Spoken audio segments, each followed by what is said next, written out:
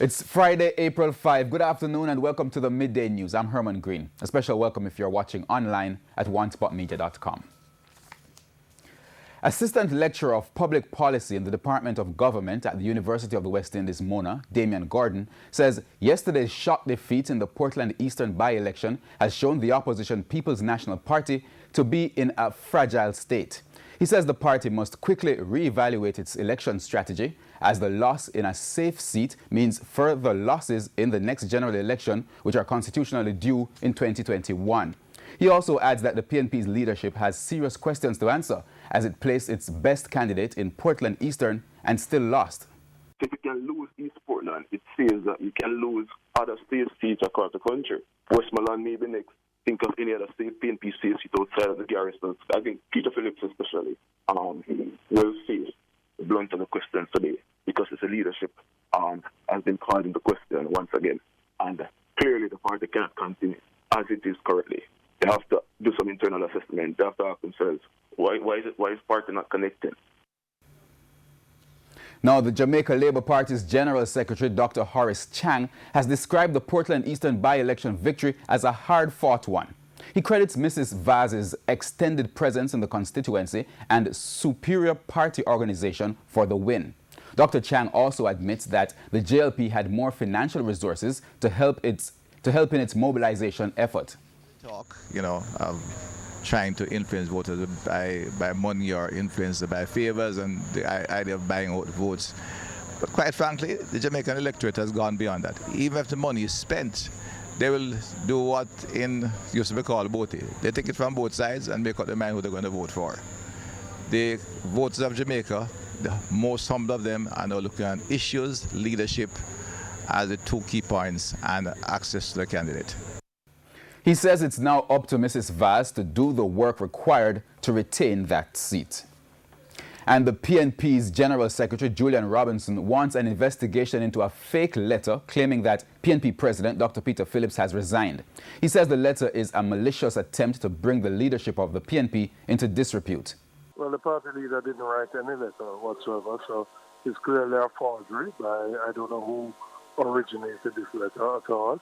Obviously, as a party, we'll make our assessment in the coming days and weeks. We thank our supporters who voted for us, but the party leader remains the party leader, and he hasn't resigned at all. So it's disturbing that someone would purport to put out on his behalf a letter of resignation, which he did not initiate at all. And I think it requires an investigation to determine who is behind this letter and this forgery, because it's not his signature at all, and not his letter.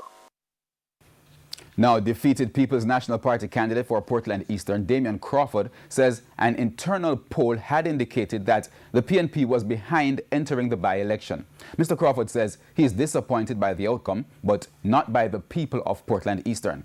He was speaking on RJR's Hotline program this morning with host Emily Shields.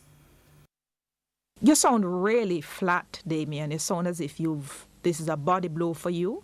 Well, remember, that we were on the road for 30 days, every day, sometime 11 hours a day. So, whether we won or lost, we'd have been in a physically drained position. Even my throat is not doing well. I took a large risk. My own internal poll suggested that we were 11 points behind when we were going in. But the party needed someone to try. And I was the best person to try. If anybody could have turned it, I thought I was the best person to try. Mm-hmm. So I took it on, and it never worked. If it worked, I'd have been hugged and lauded, and it don't work, and I'll be criticized. That's life. That's a risk. And Mr. Crawford says despite reports in the media about vote buying, he did not witness it taking place. He asserts that the JLP won because it had more resources and time in the constituency. The ability to put out more ads, the ability to hold more meetings, to distribute more assistance, to fix roads out of their own pockets, as they admitted, influences people. If I can go on a road and tomorrow I fix it personally, a man must have greater confidence than the man who says, I promise to fix it. So the money available, which is about 10 to 15 times what we had, 30 million for 30 days, can compete with hundreds of millions over 2 years. On to other news now. A major disaster was averted at a gas station in Port Antonio, Portland last night after the driver of a Toyota motor car reportedly lost control of the vehicle. The car crashed into the gas station about 10 o'clock last night and caught fire, but persons responded quickly to put out the blaze. 2 women who were reportedly sitting on a container that the car crashed into escaped unharmed. And a minor earthquake occurred last night in East Portland. A bulletin from the earthquake unit at the University of the West Indies, Mona, says the 3.2 magnitude quake was felt about 8:42. The epicenter was located near Moortown, but the tremor was felt as far as Chancery Hall in St. Andrew. A neonatal intensive care unit will soon be available at the Spanish Town Hospital in St. Catherine. This as the Sagicor Foundation has donated millions of dollars in equipment to help revamp what is now a special care nursery. TVJ's Kirk Wright has more in this report.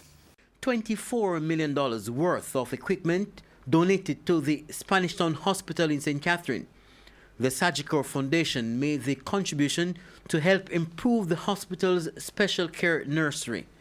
Acting Senior Medical Officer Dr. Jacqueline Wright James says up to 1,200 children visit the special care nursery per year, and many of them are ill newborn babies. She explains that the donation will also help with the bigger plan of remodeling the nursery into a neonatal intensive care unit. Our nursery is a 40-bed unit, and the average daily census is about 28, but at times the numbers have soared on occasions to more than 60, and especially during the peak time. So expansion of the physical space may therefore be the next area of focus. We at Spanish Town always strive to deliver first-class care to our patients, and that is the mission of the entire hard-working, dedicated team, and a lot of them are in the audience today. We have our challenges with physical space, we have our challenges with staff shortages, and of course with the need for basic equipment. Assistant Vice President at Sagicor Individual Life Insurance Division, Philbert Perry, says over 50 equipment have been donated to the hospital. In addition to the much needed items, $5 million has been allocated for maintenance of the equipment. Some of the items include 10 infusion pumps, 6 patient monitors, 4 oxygen blenders, 1 ventilator, 1 respiratory humidifier, 3 resuscitator infant radiant warmer, 7 phototherapy lamps, 6 Neopuff infant resuscitators, and 3 infant incubators. Kirk Wright, TVJ News. The Lasco Top Cop for 2018-2019, Constable Davian Martin, has launched a program he believes will help primary school students and by extension help fight crime.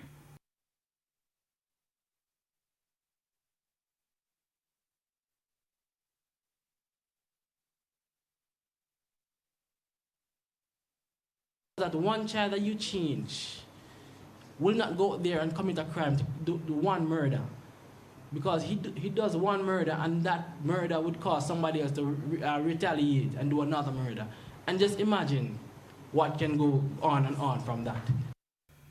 Dubbed the Holistically Empowering the Learning Potential HELP program, the initiative includes counseling for students with behavioral problems. Constable Martin says members of the Mandeville Police Youth Club, as well as social work and psychology students from the Northern Caribbean University in Manchester, have volunteered to work on the program. One-to-one sessions with the students, and we also assist in the classroom sessions with the teachers. So basically, one teacher will have 30 or 40 students, but having 1 or 2 volunteers assigned to each class, this will better help each student to get more time with somebody teaching them these topics. The program has received support from Principal of Mandeville Primary and Junior High School, Howard Salmon, who notes it is addressing special education needs of a select number of students. A past student who studied in Germany has decided to come back, and they are paying someone up to $100 per month, a teacher, to help with a selected group of grades 3, 4, and 5 students with the homework program. And we go back to some by-election news now, as the final count of yesterday's by-election in Portland Eastern is now underway at the Port Antonio High School. It started around 9:25 this morning. Yesterday's count revealed that the JLP's Anne-Marie Vaz pulled off an upset in winning what was considered a traditional PNP safe seat.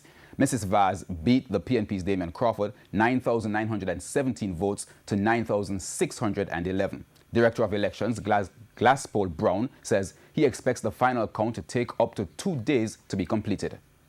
As you are aware, the process involves going through counting all the ballots manually, so it might take some time. It's been conducted by the returning officer for Portland Eastern with the necessary support staff. Mr. Brown says the law provides at least 7 days for the final count to be completed. The EOJ reported that the voter turnout was above 50%.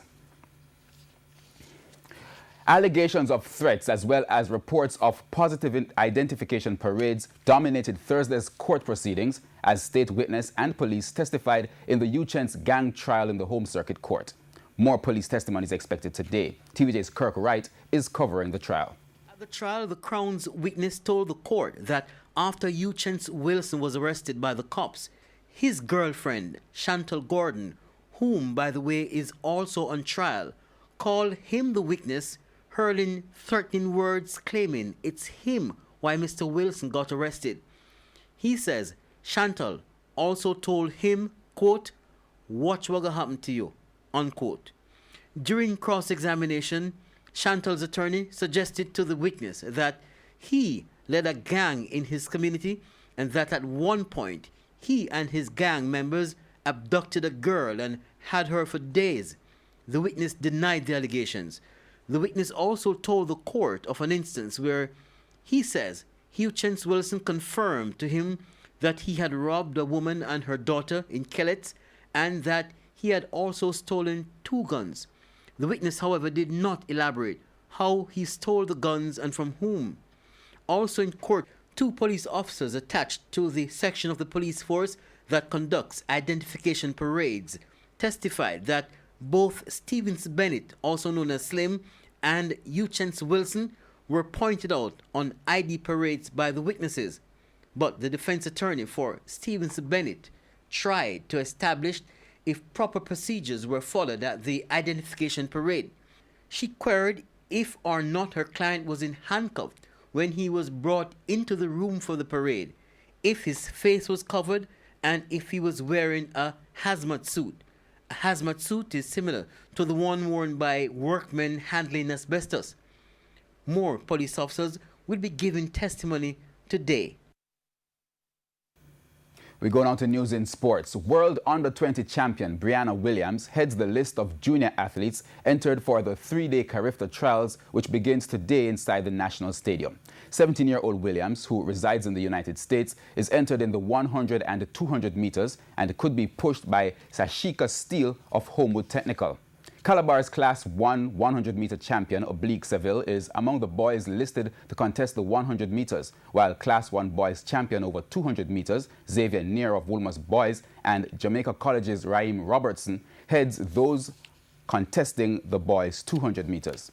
Shakina Foot of Petersfield heads the list of quarter milers on the girls' side, while Jeremy Farr of Woolmer's heads the boys' side. The Calabar duo of Kimar Farquharson and Kevoy Venson and Tyrese Taylor of Enid Bennett are listed for the 800 and 1500 meters respectively.